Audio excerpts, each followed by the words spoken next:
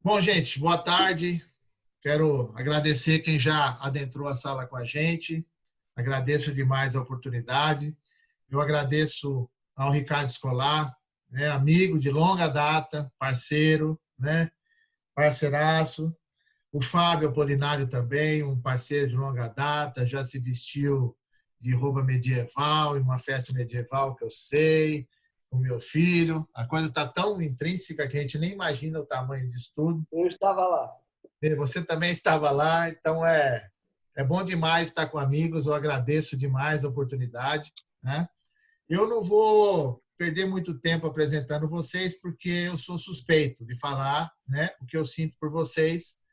Eu queria que o Escolar se apresentasse para todos aqui. Eu quero agradecer a todo mundo que está entrando. Daqui a pouco a gente fala com o pessoal, tá? Eu vou estar fazendo justamente o gerenciamento aqui, que vai entrar bastante gente. Então, eu queria que, Escolar, você se apresentasse e depois apresentasse o Fábio. Porque esse negócio de introduzir, isso não é uma coisa muito bacana, a É gente. bom demais. Não, é bom demais, tem que Ok, tomar cuidado, senão vira meme, né? Qualquer coisa que você fala hoje vira meme. Então, eu não quero isso porque é complicado. Então, por favor, Escolar, eu abro as portas da esperança para você, Escolar. ok, Assi. Olha, uma boa tarde a todos. É um prazer imenso estar com todos vocês aqui mais uma vez, com o meu amigo Assi. Já fizemos alguns webinars juntos. E hoje o tema vai ser um tema muito bacana. Vamos falar sobre gestão de riscos e liderança em tempos de crise. Bom, para quem não me conhece, meu nome é Ricardo Escolar, sou especialista em finanças, meios de pagamento, faço parte da FEBRABAN, faço parte da ABEX, leciono em algumas universidades e hoje vou estar também, não mediando como ARCE, mas vou estar acompanhando e vou ter o prazer de apresentar a vocês alguém que muitos já conhecem, né? Que é meu grande amigo Fábio Apolinário. Fábio, por gentileza, a Olá, palavra é sua. tudo bem? Você quer que eu me apresente? Opa! A partir de agora, a palavra é sua. Então tá bom. Bom, eu sou psicólogo, sou professor da área de comportamento organizacional na Fundação Dom Cabral e outras instituições. Eu e o Escolar já demos muitas consultorias e aulas também juntos em muitas oportunidades. Ele com a especialidade dele que é finanças, eu com a minha especialidade que é o aspecto humano dos recursos humanos e do comportamento. E acho que a ideia aqui é a gente falar um pouquinho da liderança, né, nesse contexto de crise. Eu tive a oportunidade de escrever um Cadê o artigo. som? Não quero Oi, aparecer, pelo amor de Deus, Sérgio. Onde tem som? deu uma interferência aí, Assi. Não tem É que som? o pessoal está entrando e eu estou mutando todo mundo aqui. Porque eles entram com o microfone aberto, né? Sim, e eu estou aqui só na base do. Estou mutando todo mundo, Péssimo. entendeu? Você está escutando? Estamos escutando, só que não é para escutar agora. Daqui a pouco eu abro para pergunta. Pode falar, Fábio, vai tranquilo, que eu estou aqui só no gerenciamento. Essa coisa da gente ficar mais em casa, mais em home working, né, conversando intensamente com as pessoas nas empresas, né, a respeito do que está acontecendo, me deu a vontade de escrever um artigo, né, que faz 1 ou 2 semanas que eu escrevi no LinkedIn, falando um pouco sobre o aspecto da liderança. E o artigo teve um impacto grande na comunidade, e a ideia é que a gente falasse um pouco dessas questões, né? Eu até hoje tive que reler o meu artigo e fazer um resumo, providenciei um resumo, né? Como se tivesse, é interessante isso, né? Como se tivesse sido escrito por outra pessoa, né? Então eu queria revisitar com vocês um pouquinho essas ideias. Eu fiz até um resuminho, eu vou compartilhar com vocês, se vocês me permitem. O anfitrião desativou o compartilhamento de tela do participante. Você pode me autorizar, Marcos? Posso? Sim. Como é que eu faço aqui? Vai, agora tá. Agora foi. Foi? Foi. Então, algumas das coisas que eu pensei, fruto dessas conversas com as pessoas, nas organizações, né, é um pouco sobre a dinâmica da crise que chama um pouco a nossa atenção, porque as pessoas no fundo, reclamam, né, que essa crise, o problema é como é que eu faço o negócio andar aqui, deixa eu ver. Essa crise, ela tem causado uma série de efeitos em duas dimensões, né? Ela é uma crise que pela primeira vez afeta nós como pessoas, né, como seres humanos, a nossa família, a nossa segurança, a segurança dos nossos entes queridos, né, a nossa saúde, dos nossos filhos, etc. E, por outro lado, o nosso lado profissional, né, tanto na nossa profissão quanto nas organizações que eventualmente a gente conduz, a incerteza também está pegando muito forte, né? Então, isso é muito interessante, porque normalmente você não tem uma crise que ataca os nossos dois flancos, né? Sabe, a vida no trabalho e a vida pessoal simultaneamente. Essa é uma característica marcante dessa situação que a gente vive, que é inédita, né? Na história. Eu, pelo menos nos meus 54 anos de vida, eu nunca passei por uma situação, nunca vivenciei uma situação como essa. Claro que o pessoal que vivenciou a Segunda Guerra Mundial, gripe espanhola, né, eles devem ter uma perspectiva muito diferente da nossa. Mas talvez lá no futuro, quando os historiadores se referirem a esse período, eles vão fazer uma apreciação bastante diferente daquilo que a gente está percebendo, né? Mas acho que essa é uma característica. Primeiro, a incerteza e o medo é com a gente, com a nossa família e também com a carreira e com a empresa. Então, isso é um aspecto diferente dessa crise. E, pelo fato de ser uma crise em várias frentes, né, é uma crise que, quando a gente olha na organização, é uma crise de gestão de caixa, é uma crise financeira, é uma crise de operação, né? O operacional da empresa está totalmente impactado, é uma crise de marketing, é uma crise de imagem, é uma crise completamente multifacetada, né?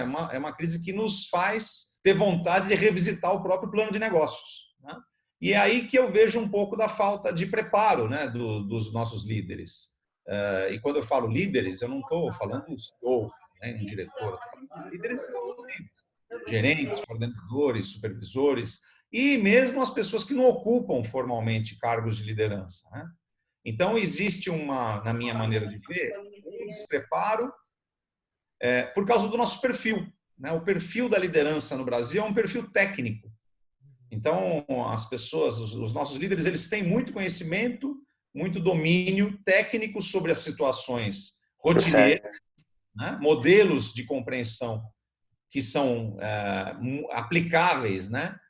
Dentro de uma situação de funcionamento normal, de voo de cruzeiro, mas falta um pouco do soft abilities, né? Como os americanos chamam. Falta a questão do controle psicológico, emocional, falta a habilidade de comunicação, habilidade de negociação, né?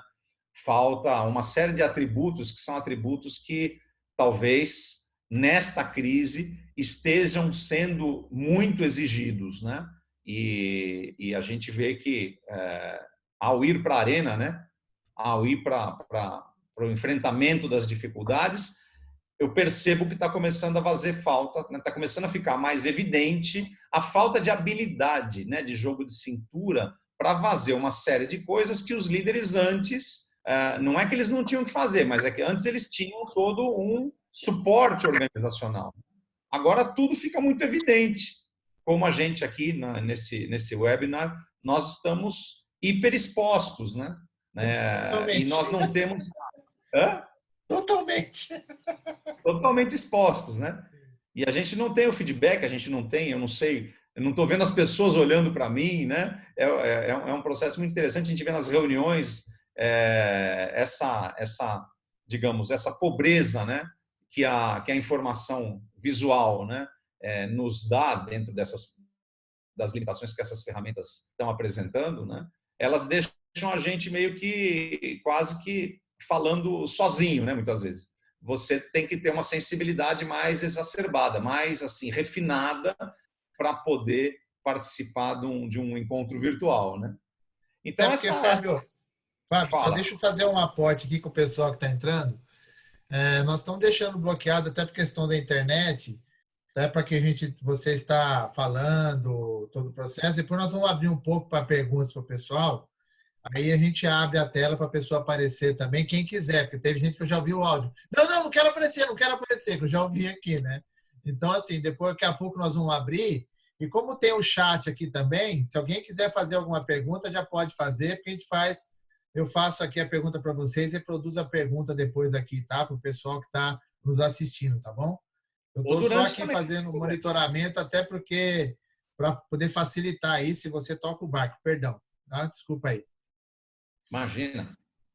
Bom, a terceira característica que eu vejo nessa crise é o despreparo, né? Principalmente das empresas médias, pequenas, obviamente, né? Em lidar com situações de crise, né? Quer dizer, eu botei aqui, né? Onde é que está o CMP, o Crisis Management Plan, né? Quase nenhuma organização tem um plano de crise, tem um comitê de crise. Só as empresas grandes, em geral multinacionais, é que estavam razoavelmente, eu não digo preparadas para esta crise específica, que para essa ninguém estava preparado. Mas, pelo menos, se você tem um CMP, você já tem uma estrutura, né, mais ou menos organizada para reagir com uma certa rapidez a essas demandas que vão acontecendo, né? E simplesmente as empresas não têm não tiveram, né, a sensibilidade ou não tiveram a estratégia de se preparar para um processo de crise como uma crise que pode acontecer, uma crise de imagem, uma crise de relações públicas, né? As 1001 crises que estão mapeadas no plano de risco da empresa, né? Então, Fábio, é bom você falar isso, desculpa interferir, mas eu não aguento, é maior que eu, é só mediar, né? O escolar sabe que a minha mediação ela é mais interferência que mediação. É que, na realidade, por melhores que fossem os planos das empresas, né? A gente até falou isso, o escolar até comentou comigo brincando sobre o negócio do cisne negro, né? Escolar? Exatamente. Eu até brinquei que nós estamos passando por um processo do piniquim, que nós estamos com o urubu sem asa, que ele caiu e está olhando lá para cima, tipo, e aí, agora como que eu volto lá para cima? Por quê? O cisne negro fala muito das possibilidades do 11 de setembro. Nós passamos por uma coisa que é totalmente fora de qualquer coisa. Hoje nós estamos transformando os colaboradores em bombeiros, eles estão apagando incêndio. E a maioria não foi preparada para isso. Tem gente que está espanando, cara. Tem gente que não aguenta a pressão. Na hora, nessas horas você descobre quem é soldado e quem é general. Tem gestor que está sendo comandado pelo analista dele, porque o cara não está tendo preparo para poder fazer isso. E o que você acha disso, Fábio, dentro dessa linha que você falou sobre gestão de crise, né? Que as empresas, às vezes, ela não tem o cara preparado para uma situação como essa, porque não é fácil, viu? Você ser gestor de crise na época da crise. Quando ela não tem, todo mundo funciona. No tabletop do plano de continuidade, todo mundo funciona. A hora que o bicho pega, aí, meu filho. O que você acha, Fábio? Desculpa, aproveitando que você está falando sobre gestão de crise. Não existe plano que seja capaz de dar conta de uma crise, porque a própria definição de crise é quando a gente está lidando com uma situação em que a gente tem até uma estrutura previamente determinada para lidar com ela, mas a gente não sabe muito bem o que fazer, porque ela é uma crise. E a crise implica em fatores muito desconhecidos, nunca enfrentados anteriormente. Senão, não é uma crise. Senão, é uma situação ali importante que a gente sabe como lida, né? Que é o que eu chamo que o modelo da gestão da complexidade chama de situação complicada. Mas dá para resolver. A própria definição de crise é isso. É uma situação que não tem muito parâmetro anterior, né? Porque se eu sei o que fazer, não é uma crise. Se eu estou totalmente capacitado, habilitado, né? Então, eu não posso chamar... Para mim, não vai ser uma crise. Talvez para outra empresa ou para outra pessoa A crise seja, é externa, né? Não é interna, né? O ruim é quando a crise interna vem e a interna também é acomedida por isso, né? Ela é interna e externa, né? Ela tem um agente aí que é causador do problema, mas ela vai revelar todas as nossas vulnerabilidades, né? Nossa, vai então escancarar um tanto. É uma crise que tem uma dinâmica interessante, né? Ela pega a gente no plano pessoal, familiar, humano, emocional, e pega a gente nas nossas competências profissionais, né? Pega a gente no despreparo. Despreparo em quê? Em soft ability, né? não em engenharia de processo. Se pegar também nessa parte, aí danou-se, mas assim, pega a gente justamente na falta de soft ability. Que é o que eu queria trabalhar um pouco aqui, essa ideia de que a liderança teria que pensar em alguns comportamentos, né, alguns guidelines que talvez possam ser úteis, né? A quarta coisa é uma outra característica da nossa crise, é a base para tomada de decisão muito ruim. Quer dizer, antigamente não tinha internet, as pessoas não tinham acesso à informação. Vamos pegar lá a gripe espanhola no começo do século XX. Não tinha meios de divulgar métodos para tratamento, métodos do que você fazer, de quarentena, não tinha nada disso, né? E pensa mais antigamente, na Idade Média, na Peste Negra, você não tinha base para nada. Agora a gente vive um momento paradoxal, quer dizer, você tem um excesso de informação. Se você entrar no Google, você encontra praticamente qualquer informação que você quiser, mas a gente não sabe em que dados confiar, né? Porque as estatísticas estão sendo tiradas da cartola. Eu acompanho os relatórios das grandes consultorias, né? Que saem quase que diariamente, e eu estou vendo gente fazer previsão do dólar para o final do ano. Eu falei, essa gente está maluca? Né? Gente fazendo a previsão de quanto que o PIB do Brasil vai cair. Ali no Estadão de ontem, né? Uma previsão de que o PIB vai cair 5%, mas como? O cara está lendo o tarô do PIB. Sim. Não dá para saber. Eu acho que essa é uma questão muito importante, né? Mesmo os especialistas não estão em acordo, e eu estou falando dos especialistas médicos, nem estes estão de acordo sobre o que é este fenômeno e como enfrentá-lo. Então, é uma crise sem precedentes, porque nós temos acesso livre à informação, né? Mas não sabemos muito bem como filtrar o joio do trigo, se é que há trigo, né? Eu estou suspeitando que só tem joio mesmo, né? E, portanto, nós não temos uma base para tomada de decisão. As estatísticas, elas são escandalosas, né? Elas são tiradas da cartola, porque você vê diversas organizações, diversos institutos, diversos especialistas, muitos deles com opiniões francamente divergentes, opostas até. Eu acho isso muito interessante, né? Isso é a primeira vez em que acontece isso. Nós temos acesso à informação e essa informação ela não é digna de confiança. Você vai confiar nas informações, por exemplo, de óbitos que está tendo no Brasil? Totalmente errado. Nas informações de pessoas... Não está morrendo mais ninguém de pneumonia, né? Faz uns 3 meses que não morre ninguém de pneumonia, só de Covid. Pois é. Os testes para diagnóstico do Covid. Você tem vários tipos de teste. Alguns testes com margem de acerto de 70%. Onde que pode um negócio? Nem nas ciências humanas você tem uma taxa de erro de 30%, né? Aí você tem testes melhores, que é 95% intervalo de confiança. Mas, e quais são os testes que estão sendo empregados em cada caso? As estatísticas pouca base de gente testada, e a base de gente testada está sendo testada com um teste que não tem confiabilidade. Então, como é que a gente vai se fiar em qualquer tipo de estatística, por exemplo, governamental ou de agências multilaterais como a Organização Mundial de Saúde? A gente tem ali um desconfiômetro, né?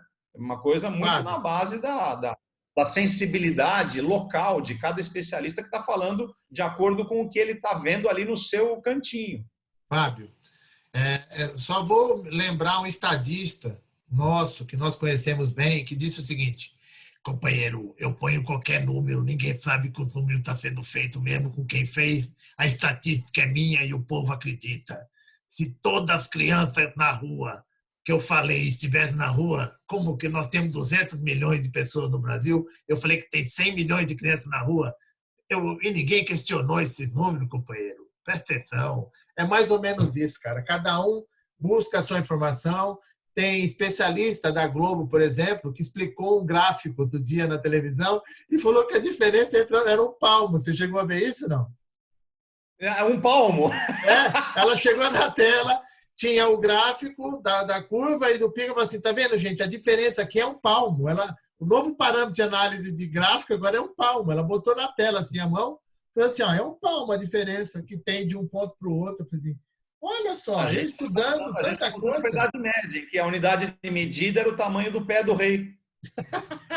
Aliás, é daí que vem essa unidade de medida absurda que até hoje existe, né? O PES, por exemplo, né? Sim, Jardas. exatamente. Desculpa, então, é que eu lembrei agora desses gráficos aí.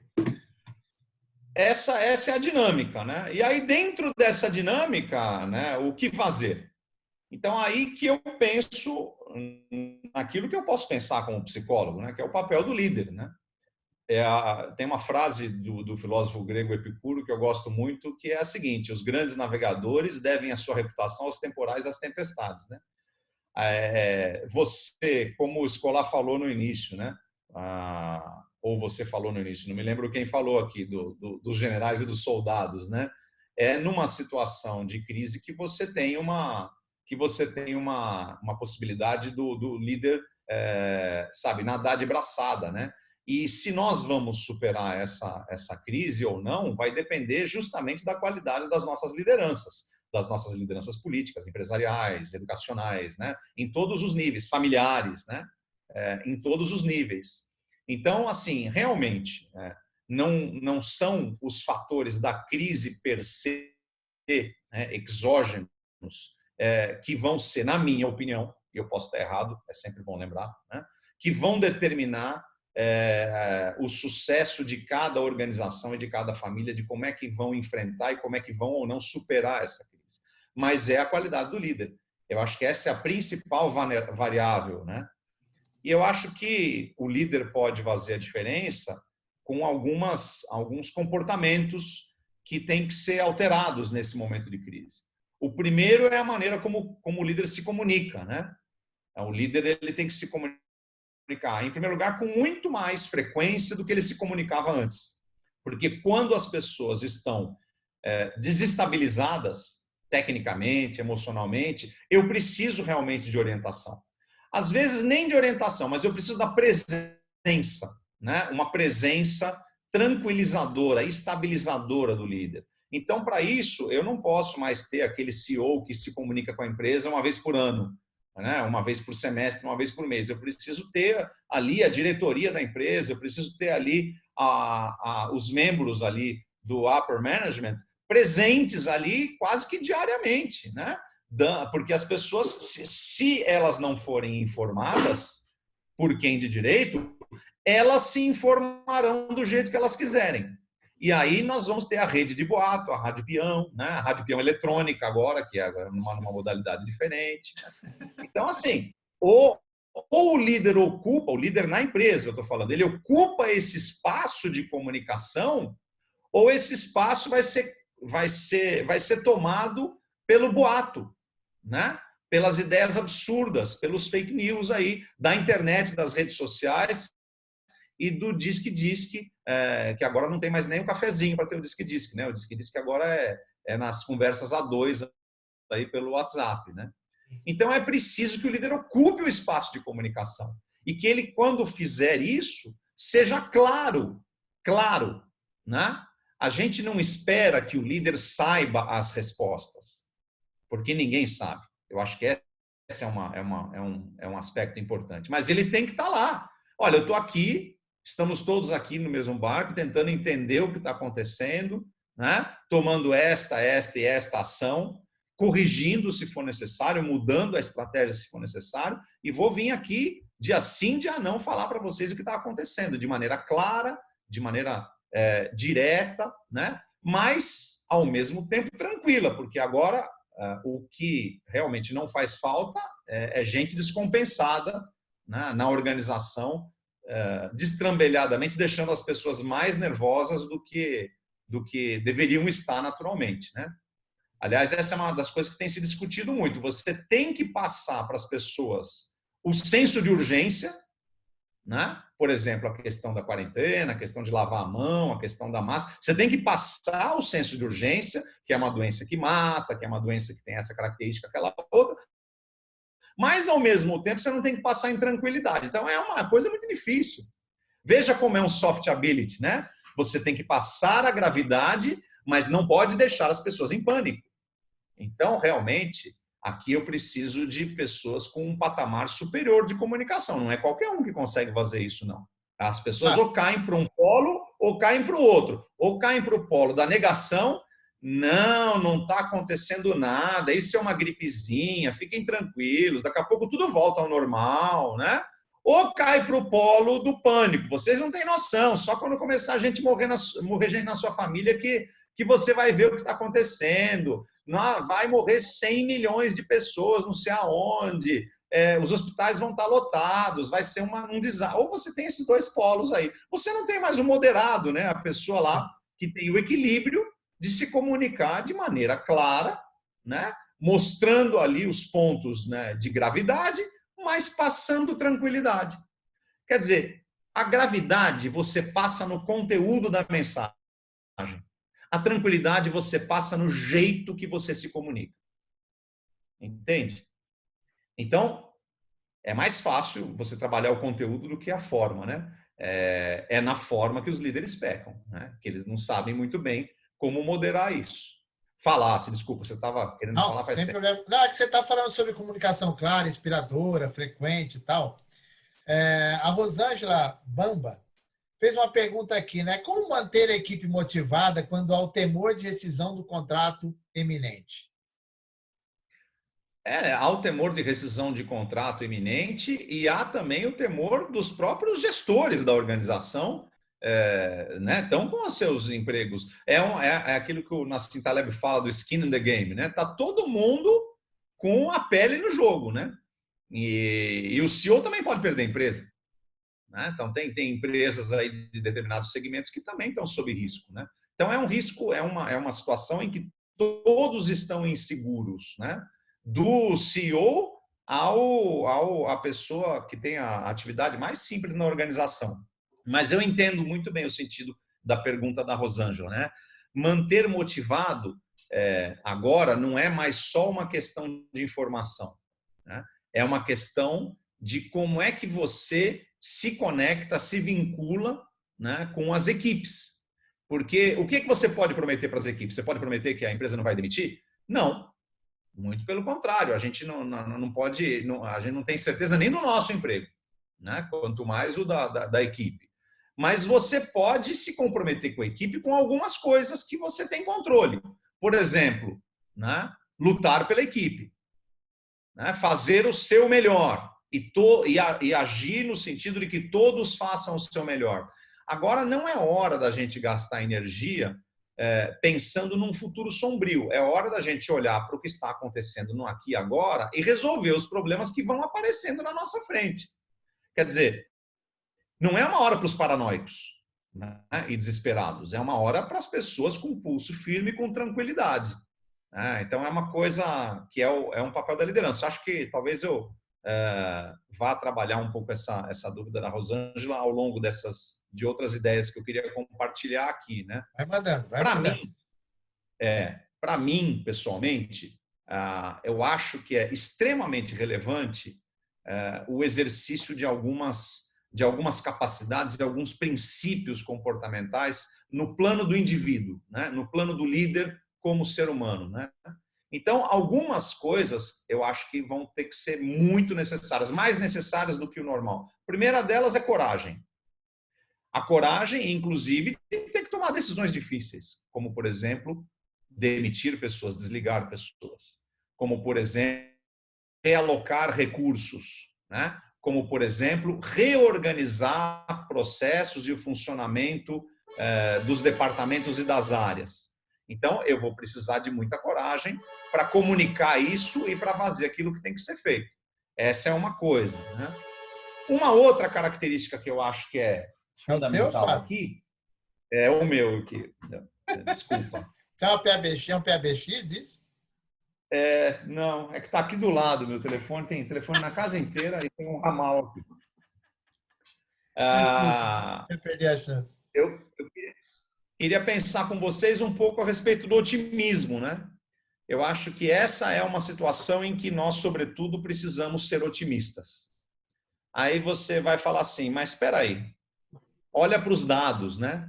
Bom, tudo bem, a gente já discutiu que os dados, eles são absolutamente... Não dá para você deduzir nada a respeito dos dados. Mas eu penso no otimismo de maneira prática, né? O otimismo é uma escolha, pessoal. Você escolhe ser otimista ou você escolhe ser pessimista.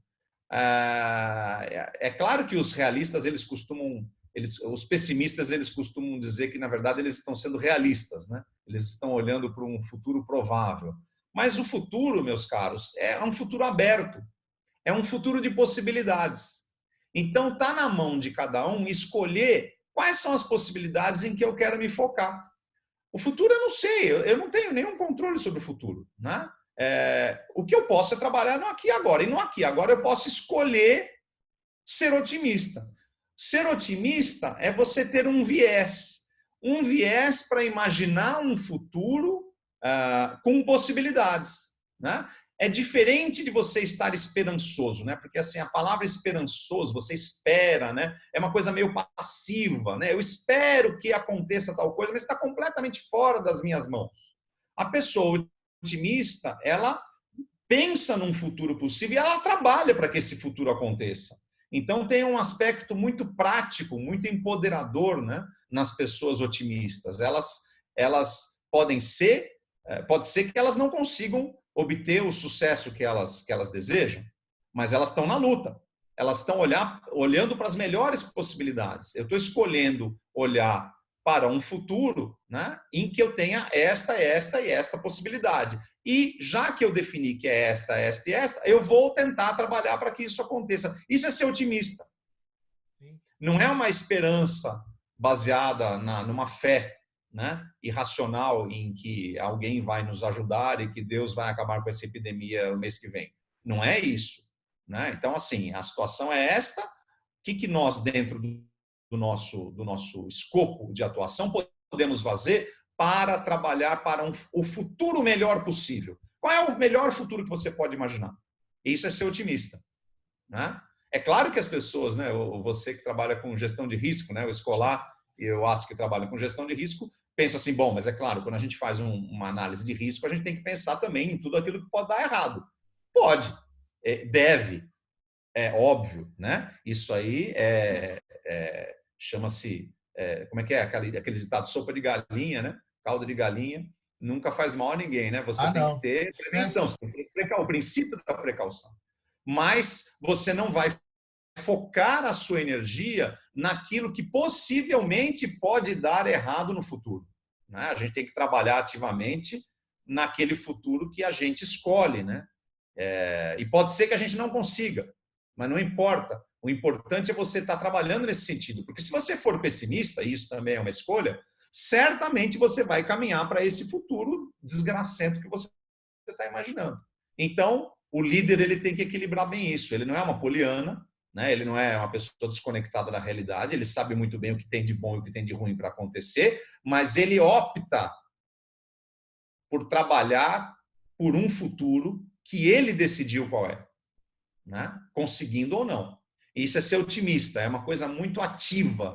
Não, é diferente de ser esperançoso, que na minha concepção aqui tem a ver mais com você ficar esperando um agente externo resolver o problema, né? E a terceira virtude, né, para esse momento é a resiliência, né? Nós todos agora estamos preocupadíssimos com as nossas contas, né, com a nossa saúde, com a saúde financeira da nossa empresa, com a continuidade administrativa e operacional do nosso negócio. E a resiliência aqui é justamente aquilo que talvez essa habilidade que nos fará passar por tudo isso, né? Então, a gente vai acreditar em que neste momento? Se, por exemplo, os especialistas nas mais diversas áreas, na área fiscal, na área econômica, na área financeira, na área humana, no RH, cada um tem uma visão um pouco diferente. Bom, eu não tenho mais uma verdade, né? Ela deve até existir, mas a gente não sabe qual é.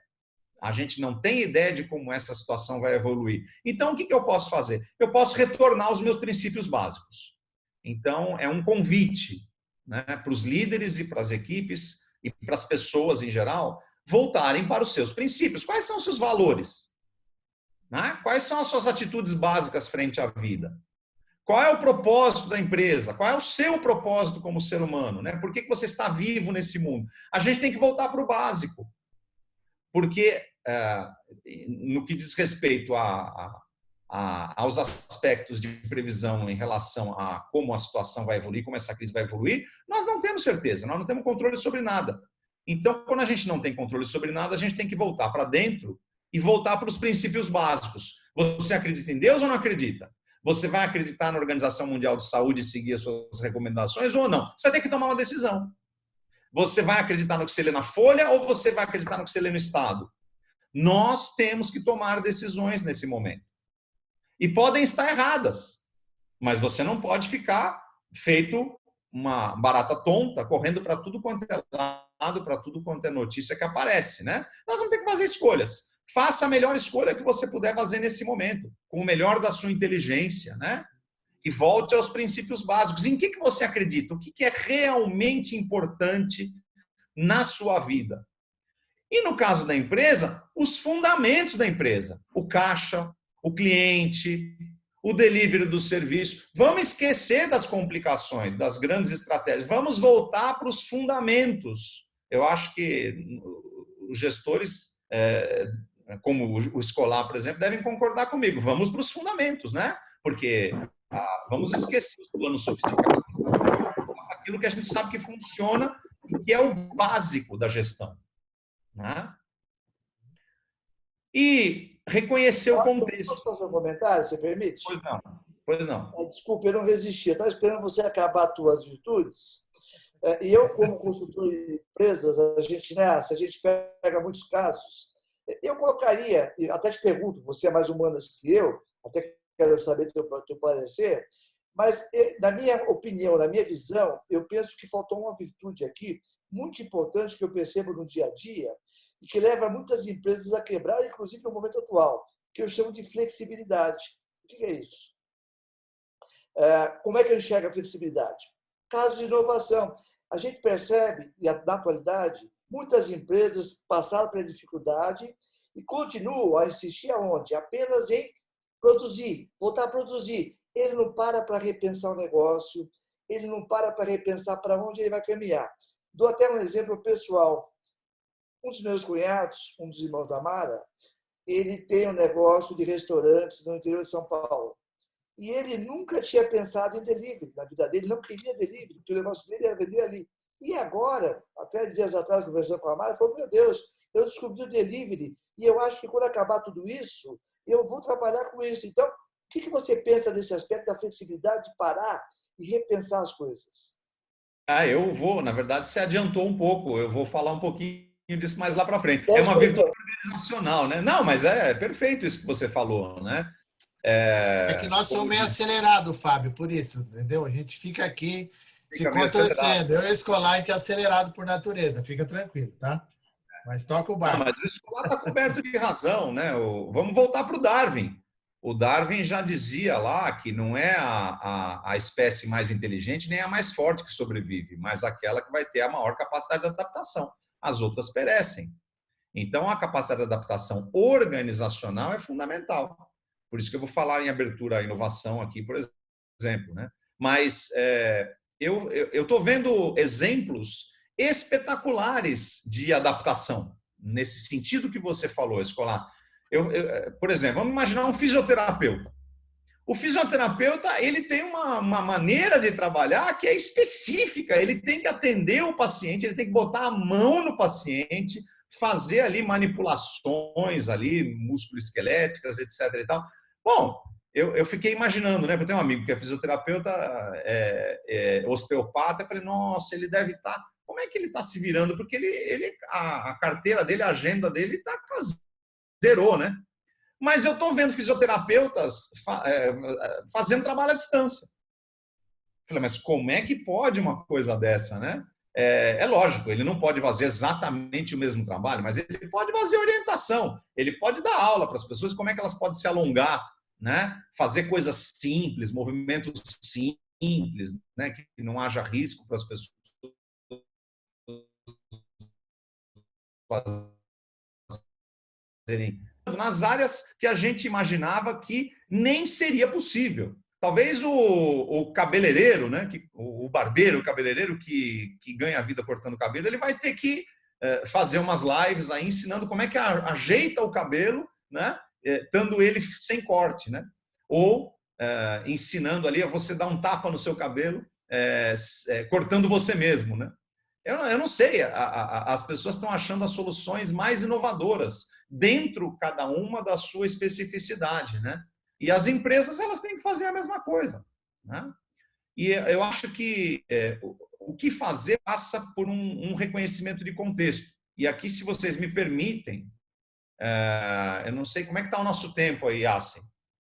Tá Bom, temos aqui, assim, né? já temos 20 minutos. Só queria abrir pelo menos depois uns 10 minutos para alguém perguntar alguma coisa. Senão o povo vai ficar tudo angustiado aqui se a gente não deixa. Toca o barco.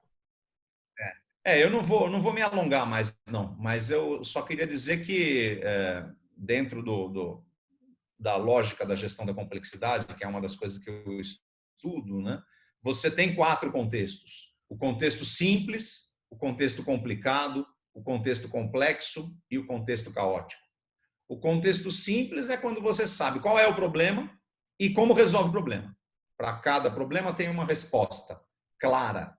É só você fazer. É o domínio das melhores práticas. Para tudo tem uma melhor prática. Faça isso que vai dar certo. O sucesso no passado garante o sucesso no futuro. Existe um contexto um pouco mais desafiador, que é o contexto complicado, né? Em que eu tenho problemas mais abertos, problemas com mais variáveis, mas que eu consigo resolver por meio do conhecimento especializado. Então, é o contexto do especialista. Então, é o contexto do médico, do economista, do administrador, cada um na sua especialidade, com as suas ferramentas, conseguem dar conta desse contexto, né?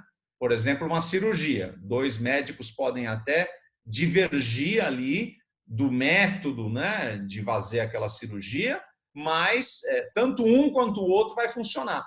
Então, você tem boas práticas, não melhores práticas, você tem boas práticas. Funciona uma prática, funciona outra, mas eu preciso de um especialista, preciso de um expert. Agora, só que nós não estamos num contexto nem simples nem complicado, nós estamos naquilo que os teóricos chamam de contexto complexo, em que o problema ele está acontecendo, ele não acabou, ele é dinâmico, ele está acontecendo nesse momento, ele está se desenvolvendo e vai continuar se desenvolvendo por um longo tempo. Então, quando eu acho que eu achei uma pequena solução, na verdade ela é fugidia, né? Eu não achei, porque o problema ainda não está estruturado. Eu não tenho ali relações de causa e efeito muito claras, né? Então, situações complexas típicas são, por exemplo, mexer no trânsito de uma cidade. Você acha que você mexe aqui e resolve, mas na verdade você causa um problema ali, né? Você resolve num lado e complica do outro, né? Essa situação que a gente vive, ela tem um pouco de característica de um contexto complexo. O quarto contexto é o contexto caótico, é quando eu não sei qual é o problema, não sei quais são as variáveis e eu não sei o que fazer. Eu tenho que agir para estabilizar a situação e fazer ela retroceder para um contexto complexo ou complicado.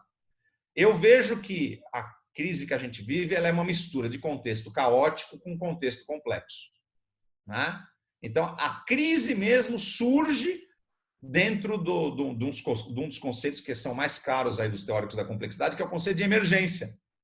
Alguma pessoa, né, completamente irrelevante ali na história da humanidade, comeu um morcego no interior da China. E isso mudou o mundo, né? A tal da teoria lá do bater das asas das borboletas, né? Isso é um fenômeno emergente. Nos contextos caóticos e complexos, esses fenômenos eles surgem e mudam a situação a cada momento. Por exemplo, pode ser que surja uma vacina ou um remédio absolutamente eficaz para tudo isso amanhã.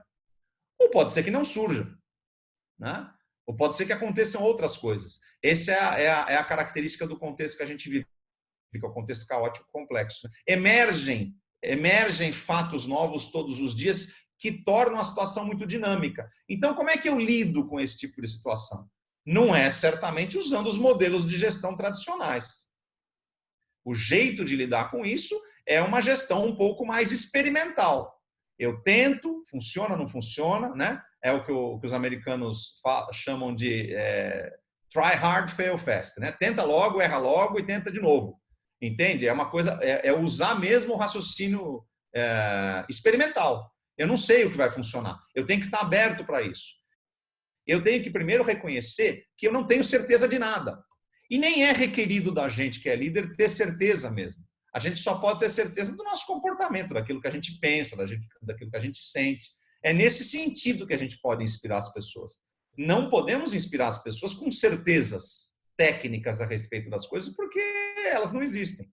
Mas se você ligar a televisão hoje, ou se você entrar na internet, você vai ver cada líder político falando de barriga, né, cheia, estufando o peito, com várias certezas, né?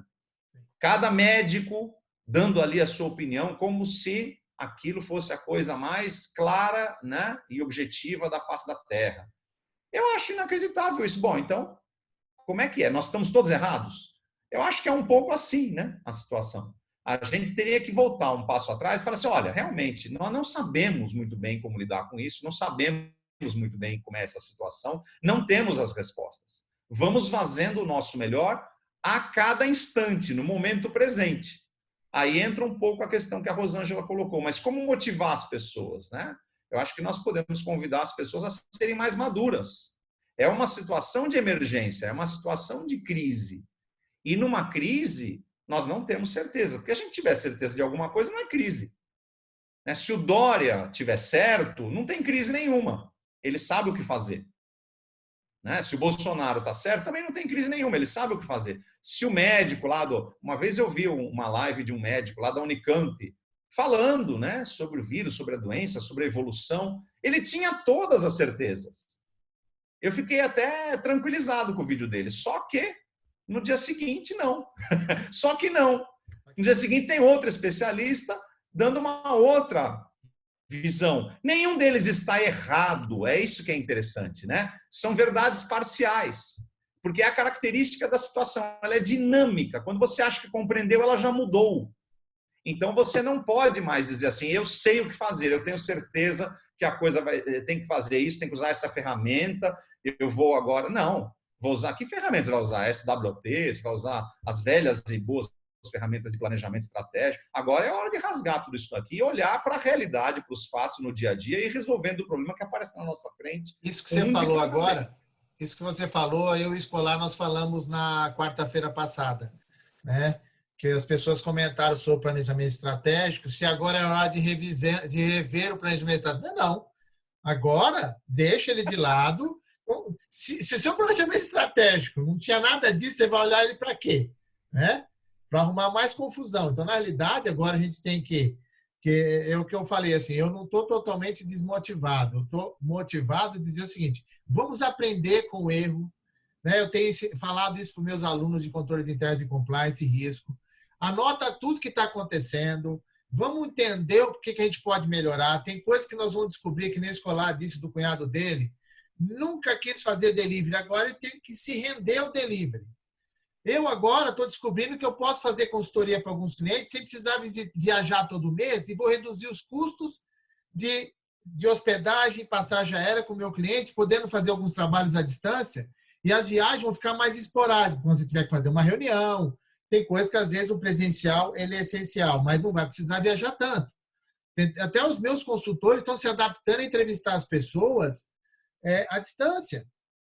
Eu criei um relatório, eu criei um documento para poder fazer auditoria à distância, responsabilizando o cliente. Aquele documento que ele está me mandando é lícito e é de responsabilidade dele. Se tiver alguma coisa errada, eu não sou responsável. Então, assim, a gente está se recriando com o problema. Lógico, muita gente não vai sobreviver a isso, porque não tinha preparo, né? O Escolar mesmo falando assim... Isso é verdade, As. Desculpa cortar um pouquinho. Fica à vontade, vem. Pode vir, pode falar. Só completando, As. É muito importante isso, porque até na nossa área de treinamento eu descobri algumas coisas interessantes. Clientes que não fechavam cursos conosco meses atrás, porque não era viável mandar os funcionários para São Paulo, agora via internet estão fechando, os custos baixaram. E só fechando o que você falou, Fábio. Na verdade, o que acontece? eu não vou me preocupar na hora da tempestade se o navio está indo para o rumo dele ou não. Eu quero salvar o navio, só isso. Vamos voltar para os fundamentos. Quem sou eu? Quais meus valores? Quem é o cliente? Como eu vendo para ele? É isso. Fundamentos. Né? Vamos para os fundamentos. Vamos esquecer as grandes estratégias. Agora não é hora disso, né? De planejamento estratégico. Imagina rever planejamento estratégico. Seria uma perda de tempo inacreditável. Isso tem umas coisas assim, né? Eu estava até comentando ontem que eu teve um webinar. Teve uma live com uma cooperativa de crédito que fechou um MBA lá com a Sustentare. E a gente estava justamente falando sobre isso. Que, por exemplo, eles tinham falado no processo fazer a projeção da PDD a 1%. Eu cheguei e falei, gente, vamos lá. Quando vocês fizeram isso, foi ano passado, né? Agora, com a crise, entrando com muita gente com recuperação judicial, perdas, empresas que a gente até então achava que estavam saudáveis, porque elas estavam fazendo o rollover das operações. O Escolar sabe disso que nós estamos falando. E agora vai parar de pingar a receita, vai aparecer os buracos de um jeito que aí nós vamos começar a descobrir quem que fazia boa gestão. E não é de coisa de pequena empresa, não. As grandes também estão assim. Tem muita grande que também está com isso. E agora está querendo demitir, só que é o seguinte, não, vou reduzir custo. Cara, você vai ter que pagar um mês de salário a mais para o cara, as indenizações, vai te aumentar seu custo. E aí retoma a operação, como que você vai ter gente capacitada para fazer? Porque se a MP proíbe recontratar o cara que era CLT num período para você não mandar embora. Como que a gente faz? Sabe? É a hora que o gestor precisa ter a cabeça no lugar, né? Para fazer isso. Fala, Fábio, pode falar. Eu fiz a pergunta aqui. Eu estava aqui imaginando, agora que você estava falando, eu estava aqui imaginando. Imagine que essa crise acabe em julho, ou em junho. Aí, no dia seguinte, na semana seguinte, as empresas vão ter que reativar toda a sua cadeia de valor. Como é que elas vão fazer isso? Em que sequência? Elas dependem de outros agentes econômicos espalhados, né, no sistema, no mercado, e todas as empresas vão estar fazendo a mesma coisa. Todas elas vão estar desenvolvendo, vão estar reativando a sua cadeia de suprimentos, por exemplo, né, ao mesmo tempo. E você acha que isso vai ser feito de uma maneira organizada? Oi? Você acha que isso vai ser feito de uma maneira organizada? Então eu convido vocês a assistir o webinar de amanhã, que nós vamos falar sobre governança, compliance, conduta e ética em tempos de crise. Tá? Eu vou me divertir só assistindo amanhã. Porque nós vamos justamente falar sobre isso. Você não quer abrir para perguntas? Porque o nosso tempo aqui já está... Vou abrir agora, estou abrindo agora. Quem quiser fazer uma pergunta, na ferramenta tem o Reactions aqui embaixo. Você clica no Reactions, vai aparecer uma mãozinha. Aí você coloca assim, eu quero fazer a pergunta. Aí você abre eu vou abrir aqui o seu microfone. A imagem, se quiser abrir, a Yara já está com ela aberta aqui, né? Estou vendo a Yarinha aqui. Quem quiser abrir para fazer pergunta, fiquem à vontade. Estão abertos agora para fazer isso. Quem é o próximo? Gente, um de cada vez, que a gente não pode ter tumulto na live, assim. Dá tumulto, todo mundo ao mesmo tempo, tal. Dá maior confusão isso aqui, né? Escolar, faz a pergunta a você, pro Fábio, quantas pessoas estão tomando coragem aqui. Pode fazer pelo chat. O pessoal não sabe como é que... Não, eu estou fazendo o seguinte, mandando o pessoal fazer suas perguntas. Mas, Fábio, veja bem, você falou em questão de liderança e tal.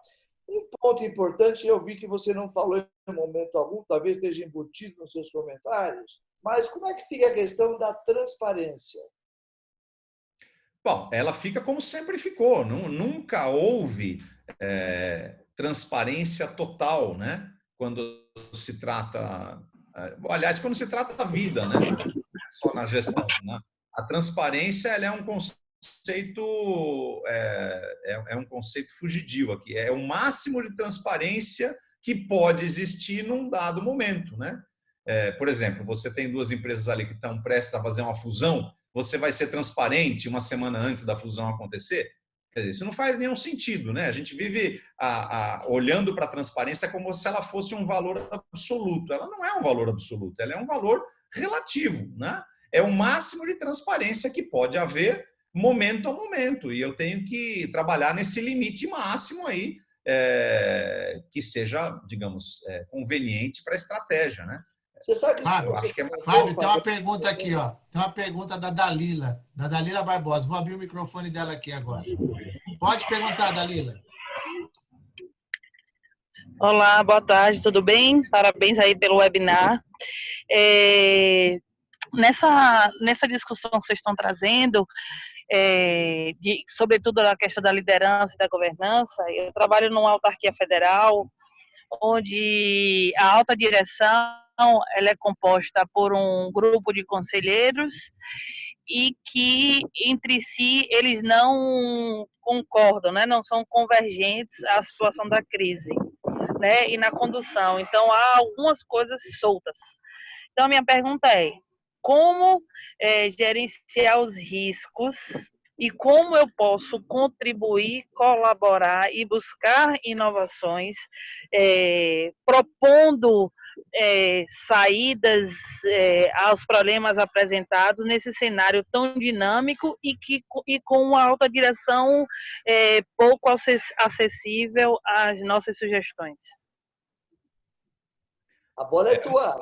É uma situação difícil que a Dalila está relatando, né? Olha, Mas com licença, Dalila, É. eu tinha dificuldade aqui num tema de TCC, você acabou de me dar um. Obrigada pela contribuição. Eu já tenho um tema para o TCC.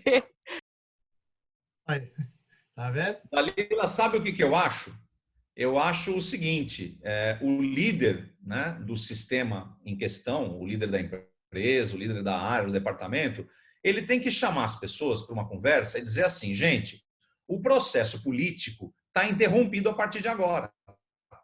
As agendas pessoais, né, aquilo que a gente estava pretendendo para a nossa carreira, os jogos políticos internos da área, do departamento, estão todos suspensos, porque nós temos um problema do tamanho de uma montanha sobre as nossas cabeças. Se a gente ficar perdendo tempo com os egos e com as vaidades, nós estamos lascados. Então é hora das pessoas se conscientizarem que tem que interromper o processo político, principalmente nas organizações. Não é hora de agendas pessoais, não é hora de fazer política com P minúsculo nas organizações, né?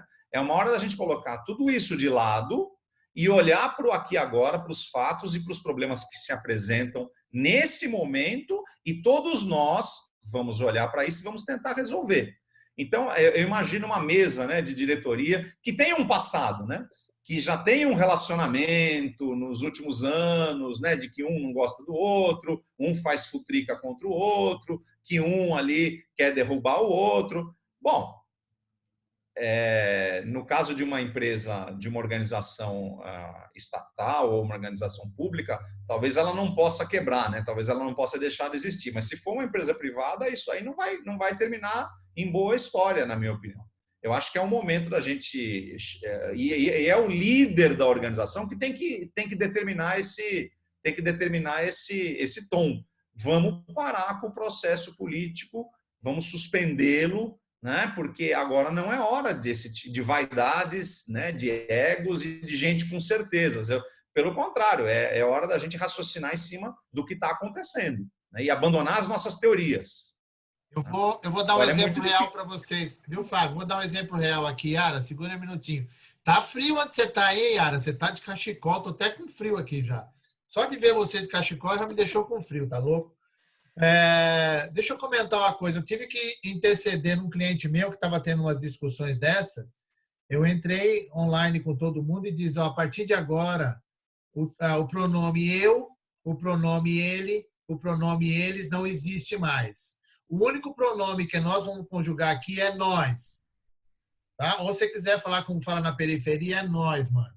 Aqui agora é nós. Ou a gente faz a favor de nós, porque não tem eu que faço, ele que faz ou eles que fazem. Ou a gente pensa no negócio em si, salvar o negócio, salvar todo mundo que é dependente, direto ou indiretamente disso. Né? Eu até comentei com eles. Eu, por exemplo, sou um dependente direto, que eu sou um consultor. A primeira coisa que vocês tiverem problema financeiro, vocês vão cortar os projetos. E eu estou no meio do projeto. E vou dizer, você corta o projeto, você vai ter problema lá na frente que, quando voltar, não tem como atender o regulador. Tem que pensar. E os negócios aqui dentro têm que ser melhor tratados. Então, essa questão que a Dalila falou é a questão da vaidade, do ecossistema, né? De não pensar... Agora é hora de pensar no coletivo, não é hora de pensar... E o coletivo é aquilo que você está falando. Eu preciso ter um ponto de otimismo também e lembrar que, assim, eu preciso pensar no meu fornecedor, eu preciso pensar no meu cliente, eu preciso pensar no meu negócio, nos meus colaboradores, que isso vai de encontro que a Rosângela falou aquela hora, né? De como motivar. Falei, gente, estão passando por uma coisa que ninguém, no pior do momento, havia pensado nisso. Então, agora é hora de ter calma, tranquilidade e pensar na melhor forma de superar isso. Não é fácil, né? Então, eu acho que isso que a Dalila falou, a gestão de risco, ela já estava eminente. Eu até falei isso dia no IBGC. Ah, não, mas gestão de crise agora não é gestão de risco. Não, filho, é. Só que a gestão de crise é resolver o problema, anotar tudo que aconteceu e assim que eu voltar, na realidade, eu até disse, o escolar ouviu isso, ele concordou comigo na quarta-feira passada. Nós vamos ter que refazer todos os nossos documentos internos, nós vamos ter que fazer tudo aquilo que a gente fez de políticas e procedimentos, porque mudou tudo. Mudou tudo. Quem quer falar de LGPD agora, vai para o diabo que carregue. Eu forneci 10 kit-top para os caras ir para casa. Você vai proteger dados do inferno. O cara levou caixa com documento do cliente. Você está preocupado com LGPD agora? Vai roubar para ser preso. Agora não é hora de mexer com isso, não, filho. Agora é hora de salvar a empresa.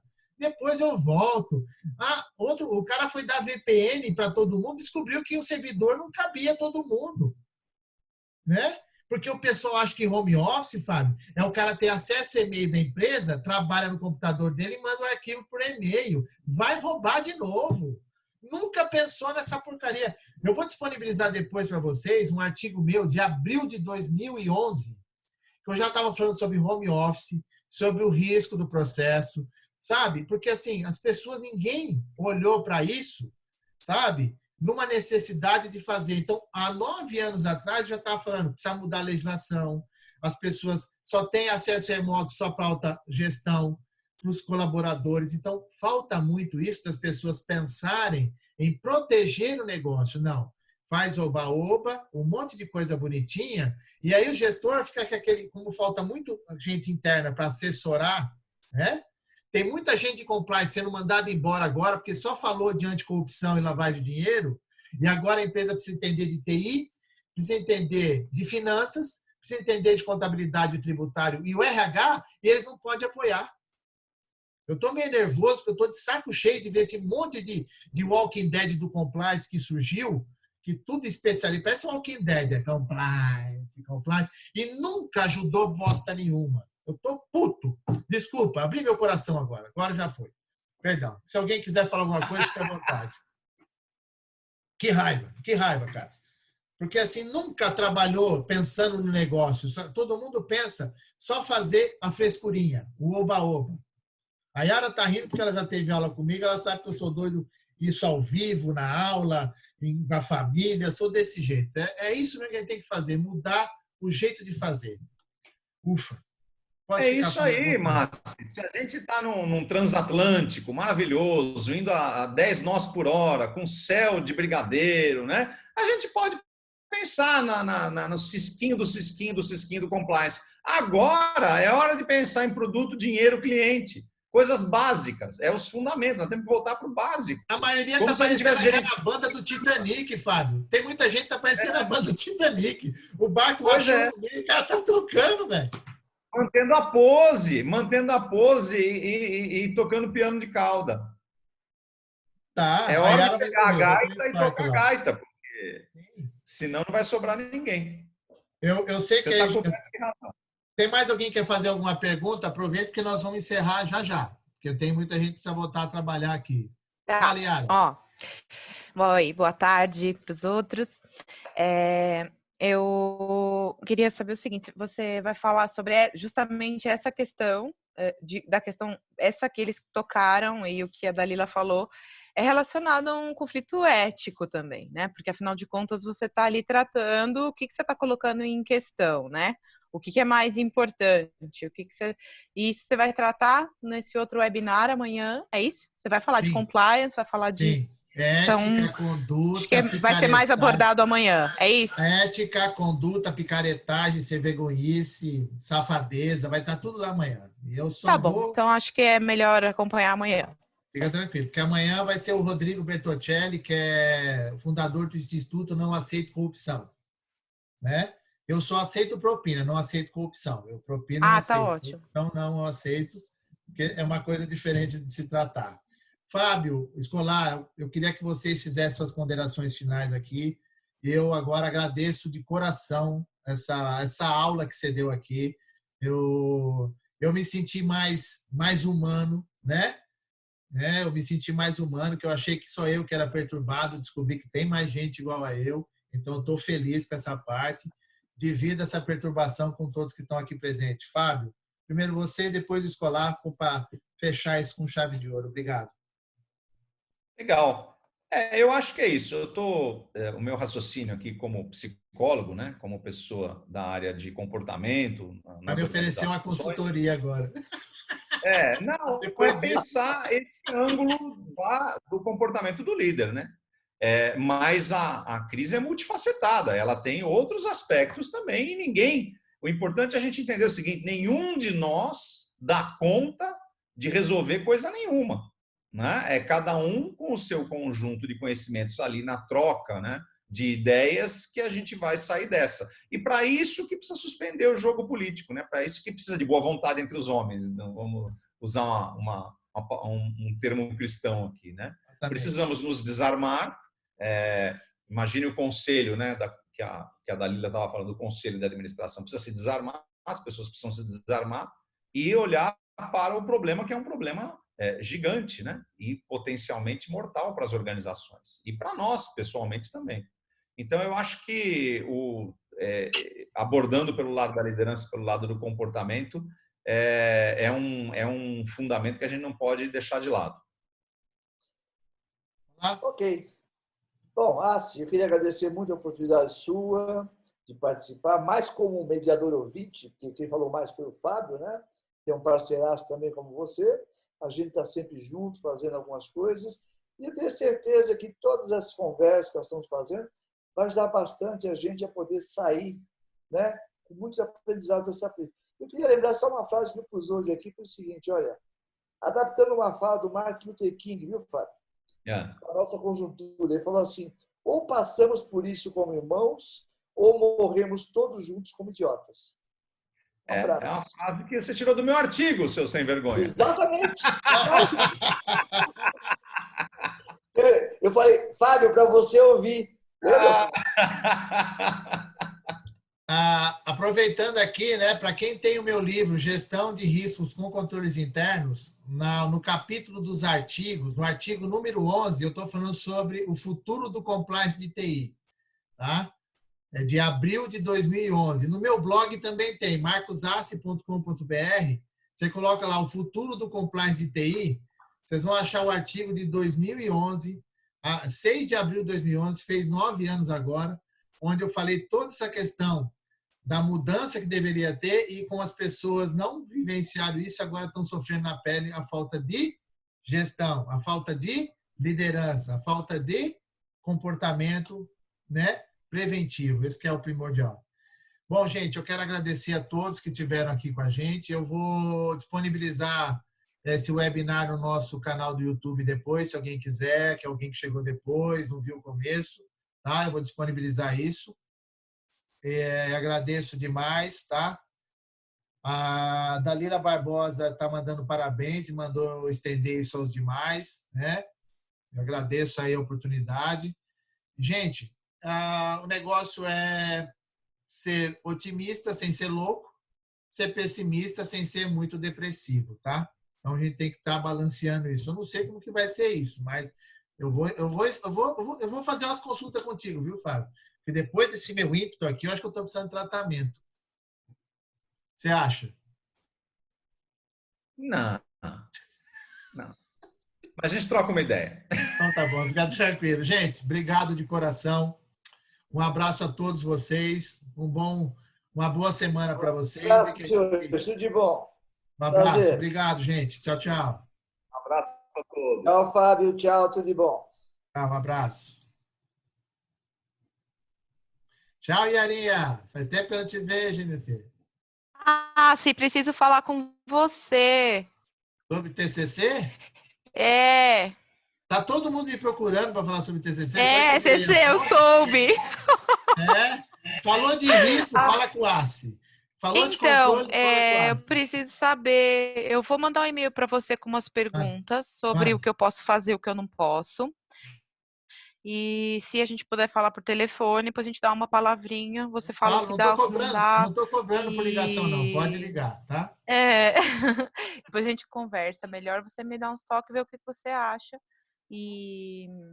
Eu já mudei 2 TCC já da turma, já. Que eles tinham uma ideia, já mudei. Então, agora, na verdade, eu estava sem completa, absoluta ideia. Mas eu já tive uma aqui durante o webinar. E aí eu quero saber o que você acha.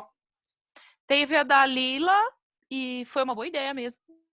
Porque vai acontecer divergência durante as decisões, durante o tempo da crise, na governança. Isso é uma coisa que vai acontecer. Mas eu vou te mandar um e-mail. Eu acho que eu tenho o seu e-mail. Você gostou da imagem que eu deixei, né? Eu tenho o e-mail que tem material que você mandou pra gente, essas coisas. Então, eu tenho o seu e-mail. E aí, eu respondo naquele, eu mando um e-mail de lá. Gostou da imagem do fundo? Eu tô assim, ó. Só que eu queria pôr uma seta pra esquerda, assim, tipo, ó. Sai fora. Eu queria... Né? Então, eu queria... Sabe o que é isso? A gente fica falando assim, para o mundo que eu quero descer. Aí, ó, parou. E agora? Aí, agora, não tem pra onde descer. Não, é aquela história assim, ó. Eu não posso... Só tem pra onde subir. Ó, agora precisa ver se você quer subir, né? Eu não posso sair na rua porque o Dória proibiu. Eu não posso ir trabalhar porque eles estão em confinamento. Eu não posso ficar em casa porque minha mulher quer me matar. Aí, se eu saio na rua, a polícia me prende, eu não sei o que eu faço. Eu não sei se eu vou trabalhar, se eu fico em casa, se eu vou para a rua. Eu estou nessa dúvida, né? Eu tô aqui, ó. Você falou que eu tô com frio. Tá legal. Aqui onde eu moro, tava sol. Você mora onde? Tá muito frio Alasca? hoje. Hã? Alasca? Não? É Vargem Grande Paulista, depois de Cotia. Aí, ó, assim, eu tô brincando que o confinamento tá me criando mais motivações para algumas outras coisas. Por exemplo, eu tô me sentindo um frango de granja. Apaga a luz, eu durmo. Acende a luz, eu como. Tá assim o negócio. É isso! Ai, mas a gente vai aprendendo. Mas não Fala, é. Dalila. Dalila, quer falar alguma coisa, Dalila? Dalila? Não, eu queria parabenizar, achei massa, não foi um pessoal que me indicou esse webinar e eu estou assim encantada. Amanhã, contem comigo que eu vou estar online de novo. Eu quero ver também. Depois de 30 dias em casa, fui convocada para trabalhar hoje. Sabe a sensação de liberdade, de passarinho? Sim, eu sei. Foi mais ou menos essa sensação, né? É porque a gente nunca está preparado para isso. É aquela história, né? Eu acho que essa crise ela vai fazer com que as pessoas também se repensem um pouco, dê mais valor à vida, porque a gente fica focado tanto no trabalho que a gente deixa de viver. E agora que a gente está vivendo muito, a gente quer trabalhar. Não estou entendendo mais nada. Eu já perdi a minha lógica. Está tudo trocado. Sim. Amanhã Primeira vez vale que a gente vai para a guerra e fica feliz. Então, e amanhã tem o webinar com o Rodrigo Bertoncelli. Que hora que é, Assi? 3 da tarde. O link tá lá no LinkedIn, tá? Tá bom. Tá bom? E na semana que vem vai estar o Masamitsu, que é professor da pós-graduação da Dares, junto comigo. Nós vamos falar sobre... repete seu blog. marcosassi.com.br. Ok. Vou colocar aqui, ó. marcosassi.com.br. O Assi todo branco fosse assim.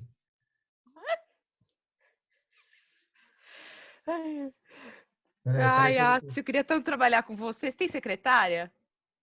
Ih, rapaz, aí vai ter que conversar com a dona Regina, que ela que manda no negócio. Ela que te assessora? Sim. Vocês podiam me adotar. Gente, então, vocês estão precisando de secretária. Você sabe que... Até amanhã, Helene. Até amanhã, gente. Até amanhã, Dalila. Um abraço. Dalila, até logo. Teve uma aluna da pós-graduação que terminou ano passado, eu acabei contratando ela para ser consultora da Márcia, ela é do Rio de Janeiro. Hoje ela é Que legal. minha consultora no Rio. Então, eu acho que depois dessa crise eu vou precisar de gente para trabalhar, que tem gente que vai precisar de trabalhar também. Então, a gente conversa depois. Eu com certeza. Eu estou no mercado, né? Porque a empresa me demitiu e eu não quero trabalhar de imediato, porque eu preciso me organizar, terminar esse maldito TCC. E, na verdade, era maldito até porque eu não tinha tema. Agora já começou a clarear minha mente. Aí agora já começou a dar a pergunta que eu ia fazer, na verdade, uma delas é que você pode ser um teórico que eu posso usar no artigo? Pode, porque você publicou, né? Não, minha filha, o que eu tenho são só 6 livros. Você pode usar o que você quiser. É porque eu tenho que usar até texto teórico. Eu nunca fiz um artigo. Então, eu tô mais perdida que cachorro de tiroteio, entendeu? Mas Então... você tem que usar a base teórica. Eu te ajudo nisso. Depois você me manda um e-mail. porque a Aí nossa a gente orientadora é conversa. maravilhosa. Hã? Oi? A nossa orientadora é sensacional, né? E tadinha, ela é boa, porém ela não é de compliance, né? E aí é difícil, porque a pessoa não... Ela falou isso, que a gente ia precisar de ajuda das pessoas da área.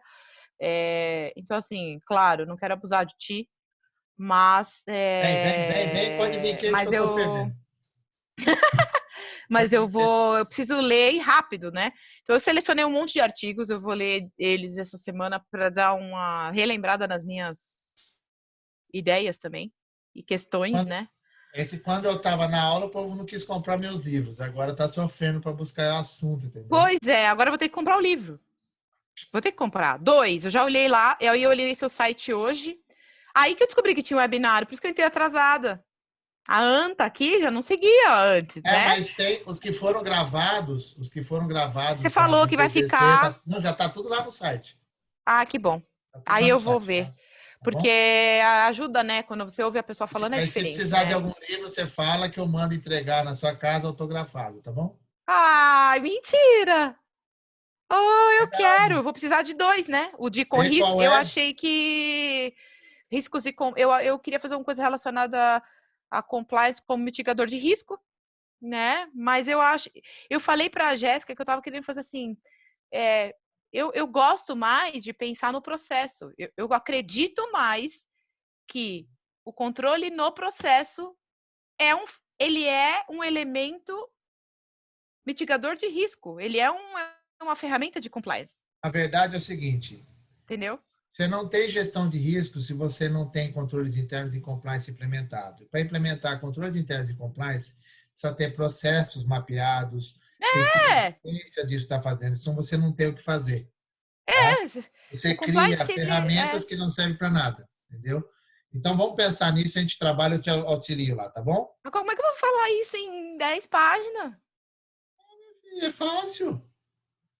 Pra você, né, que domina tudo, eu não sei nem fazer um artigo, que dirá resumir isso. Eu sou muito prolixa. Eu te ajudo. Está gravado isso aqui, tá lá. Ó, eu te ajudo. Tá bom? Ó, tá bom.